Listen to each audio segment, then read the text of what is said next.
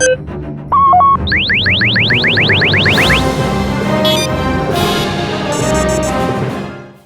there everyone, and welcome to the 6th episode of a series where I am going through the Star Wars Tales comic book series and letting everyone know, based on the parameters that Leland Chee set, which of these stories are EU Canon and which are Non Canon Infinities.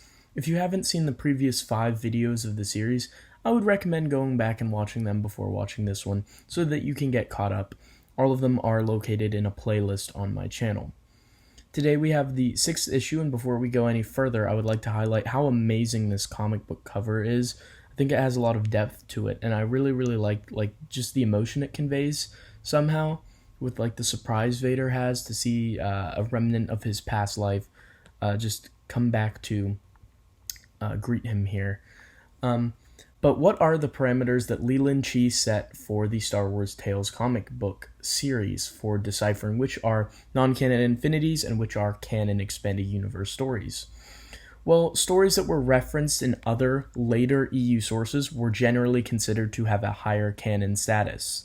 Stories that were outrageous or comedic and just made for shock value or being silly were considered non-canon generally. The gray area where it is not comedic, but it is not referenced elsewhere, where I will be making a final decision regarding the story. On the first story we have today is the Hovel on Turk Street, which is quite a good story. It's like a noir style investigator story where Greedo is the protagonist, and it's really well written. Greedo's really well written as a likable protagonist, so I think the story is really well done. It is referenced elsewhere in the EU, and it has some amazing art. The characters referenced elsewhere in the EU are Temo Dionisio, right here, and then this woman Nima Mas, who's an Imperial agent. Both of those characters are referenced elsewhere in the EU, both of them having entries in the Complete Star Wars Encyclopedia, and both of them also appearing in the Star Wars Gamer magazine issue that included the article Unusual Suspects. Both of them got a name drop there as well. So since these characters are referenced elsewhere in the EU and they first appeared here, this is a good sign for the story's canonicity. It's also not intended to be comedic or outrageous. This is a serious story, and it's quite a lot of fun. My opinion, certified EU canon. Moving on to the second story today, and note that usually tale stories have 3 or 4 stories. Well, today we have 1, 2, 3, 4, 5, 6 stories. There's a lot in this volume, or in this issue, I should say. Our next story is The Max Rebo Band, A Hot Time in the Cold Town Tonight. This story is another of these ridiculous stories with ridiculous art that follows the Max Rebo Band.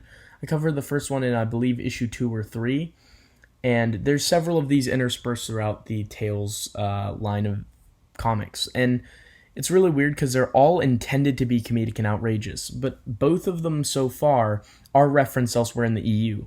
So it elevates the canon status weirdly, even though these are comedic stories. Perhaps the Max Rebo Band just have some crazy shenanigans throughout the galaxy.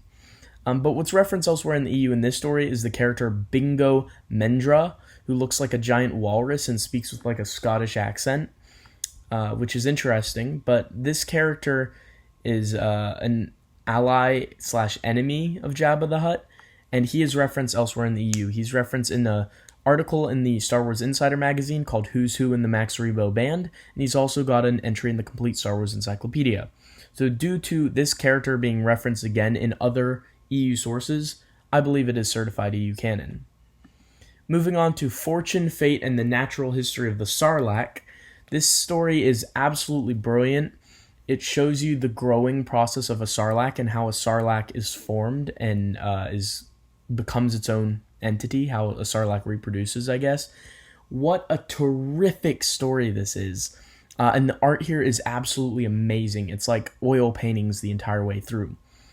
This story is referenced elsewhere in the EU because the character Grubat Filch is mentioned again in the Complete Star Wars Encyclopedia, with which he receives an entry, and he's in the Starhoppers of Aduba 3 article from the Star Wars Gamer magazine.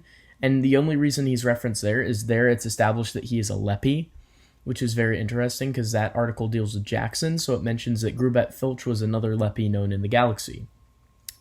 This story is not intended to be comedic or outrageous. It's a very serious story.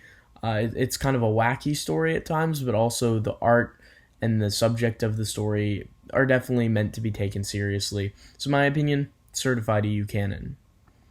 Next up, we have Junk Keep Hero, which is a really weird story with like really weird art. The art style reminds me of like an adult cartoons series like stylization or something like that. It's not referenced elsewhere in the EU. This story tells a story of like Darth Vader and a bunch of weird looking Imperial officers with long noses, almost comedically long, being on Tatooine and like being bad essentially. And then Luke and the droids are there, and Luke like rides like a hover bike that looks like a magic carpet, and 3PO mourns R2 at the end because like Darth Vader throws him out a window. So this story clearly doesn't happen. There is no place in the timeline this could fit in, and it's not referenced again. It's definitely intended to be comedic and outrageous. So in my opinion, this is definitely non-canon. You can discount this story, and man, it is a really stupid story and hard to get through. Next up, we have The Hidden, which is a story that talks about a probe droid that's launched by the Empire, finding its way to Dagobah, and Yoda dispatches of it with a lightsaber, which is a very cool added lore. Yoda has a lightsaber on Dagobah, who knew? And it's quite a fun story because it shows Darth Vader and the other Imperial officers who are waiting on the information the probe droid has, and they're so close to finding Yoda. So close. So it's cool to know that a story like that could have happened. While it's not referenced elsewhere in the EU, it is definitely not intended to be comedic or outrageous. The art here, again, is really, really good, especially for a tale story. Sometimes the art in tale stories kind of seems like a good way to determine if the story is non-canon or not, because typically the non-canon ridiculous spoofy stories have terrible art, and the more serious stories have actually really good art. Surprisingly good considering it's the Tales run. And the art here is absolutely terrific. So in my opinion, certified EU canon on this story. Finally, we have Thank the Maker, which is a story revolving around Darth Vader discovering C-3PO's blasted remains while on Cloud City, as depicted in Empire Strikes Back. So this takes place between the scenes of the film.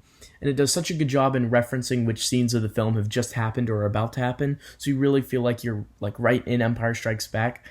I absolutely love this story because it also tells flashbacks to the prequels about Anakin and how much he loved his mother and him building C-3PO. So it's really fun. This is just a really fun story, and it's got a lot of poignant weight to it. And I love how it like ties Empire Strikes Back around into Phantom Menace. And it's just a terrific story. It's not intended to be comedic or outrageous, but it's a surprisingly emotional read. And it's great to know that Darth Vader encountered C-3PO as Darth Vader, and that it made him think back to being Anakin Skywalker. Like, it almost brings tears to your eyes at certain parts of this story. So in my opinion, certified EU canon. Good job, Tales. You produced a good story here. Kind of surprising. So overall, we have 5 stories that were EU canon in this issue, and 1 story that was non-canon in this issue. Let me know what you thought of the stories within this issue, or what you thought of this specific issue. And join me next time when I tackle Tales issue number 7 and use Leland Chee's parameters to let you guys know what stories in the Star Wars Tales comic series are expanded universe canon, and which are those dastardly, ridiculous, goofy, and spoofy non-canon Infinities stories. I'll see you next time for number 7.